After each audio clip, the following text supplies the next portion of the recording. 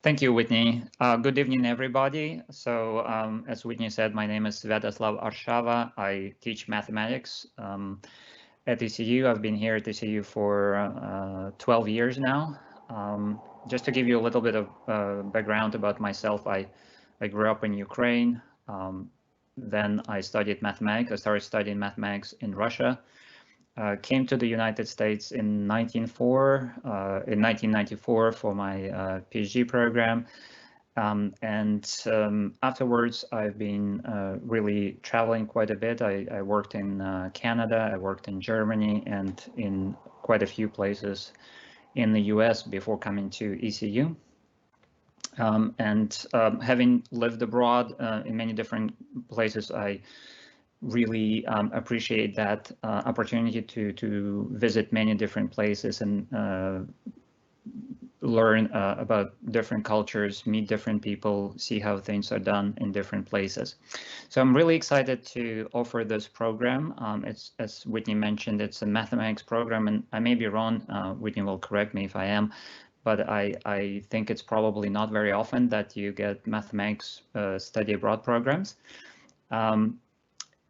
That's correct. That's what I was thinking.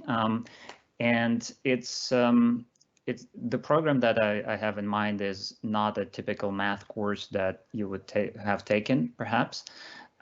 You will not be dealing with a lot of different formulas or complicated objects. Well, we will be dealing with complicated objects, but not the ones that are hard to visualize, because one of the main objects of interest in this program will be artworks, such as the one that you see on the slide here.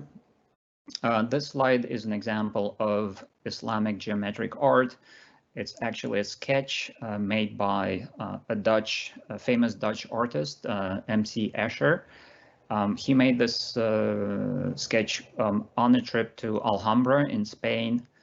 And it is a detail of a mosaic that is one of the examples of many different geometric patterns that exist in Islamic art.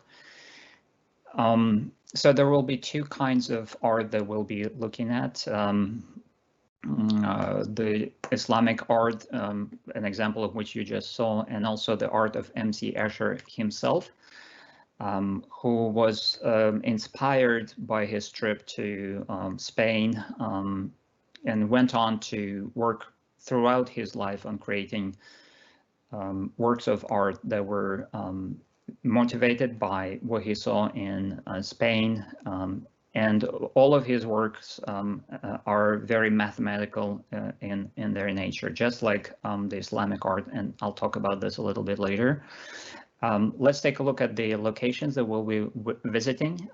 We'll visit several locations in southern Spain, Granada, where the famous palace, Nasrid Palace, is located. It's called Alhambra Palace. Lots of works of Islamic art are located there. We'll visit another location in southern Spain, the city of Cordoba, and also the city of Seville. The southern Spain and the entire Iberian Peninsula is thousands of years old. It's a place where many different cultures intersect. Really exciting place to visit. There are lots of UNESCO World Heritage Sites in Spain, both in Spain and Morocco. And we will visit 4 of them in Spain. After spending first week of the trip in Spain, we will take a ferry and go from Gibraltar and go to Morocco. So cross that narrow strait that you see separating the Spain and Africa. And then we'll spend the second week in Morocco, where we will visit 3 locations. The city of Fez, the city of Meknes, and the city of Chefchaouen. All of these locations, Whitney, if you could advance the slide to the next one, please. Okay, thank you. Actually, these are the slides from Spain, and then okay. So let me talk a little bit about this slide. So here you see. Okay, so now we're in Morocco. Let's go to Morocco now, since I'm already started talking about that slide. Yeah. So as I mentioned earlier, we will visit 3 UNESCO World Heritage Sites in Morocco. The city of Fez, again, thousands of years old, very interesting place, very different culture from the Western culture. And our focus will be the work of art, geometric Islamic art. And you see an example of that in the right corner. It's a fountain in Fez. And you can see how intricately decorated the fountain is. One of the features of Islamic art is that you rarely see any animals or people, anything live depicted in that art, and that comes from the restrictions placed by the religion.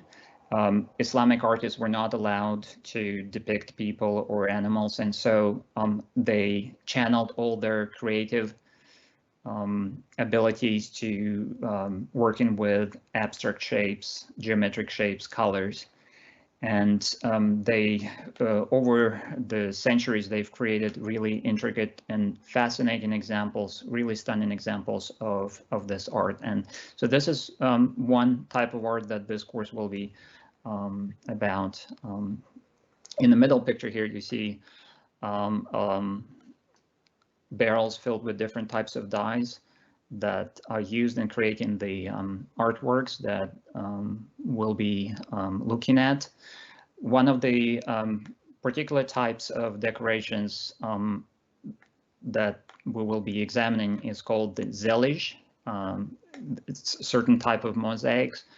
We will visit a zellage workshop and talk to people who work on creating this art and learn how these artworks are created. The patterns that these artists have been creating are extremely mathematical in nature. Even though most of these people who work on creating this art are not mathematicians and they have not formally studied mathematics, but you can feel immediately that there are a lot of geometry that goes into it, and we will look at some of the mathematics behind these works of art. Let's go to the next slide, Brittany, if we can. Okay, and so here on this slide you see MC Escher, the Dutch artist that I mentioned earlier, and 2 of his works sort of inspired by the work of Islamic artists. In the upper left corner you see a type of art that is called tessellation. If you look closely, you will see that it consists of several identical copies of fish, and they are fitting neatly together so that they fill the entire plane. This pattern can be continued indefinitely in both directions, and so it really fills in. You can fill in the entire plane with it. Another thing that you can see in these pictures is that Escher took sort of some of the ideas that existed in Islamic geometric art, and he, not being bound by the restrictions of the religion, he incorporated animals and people and figures into his art. In the middle, you have really nice work of his, also with fish, where fish chase each other, coming out from one spiral and going into another. Even if you don't know any mathematics, I think the beautiful thing about this is that you can appreciate and enjoy looking at these works of art without really knowing much mathematics and what's behind them. On the right hand side of the screen, you see some of the geometric patterns in Morocco. The top right corner is the picture of a wooden ceiling in one of the school buildings in Fez in Morocco. And on the bottom right corner, you see that same pattern being reproduced and somewhat studied, broken into pieces, showing how that pattern has been created. So these two types of art, the art of M.C. Escher and its origins, which is the Islamic geometric art, will be the primary subject of this course. We will visit many sites. We will see these works of art in their original form.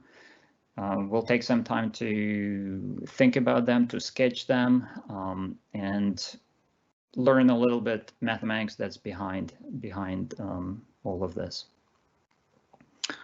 I'm really excited to offer this program, and I hope that many of you will apply and participate in this program.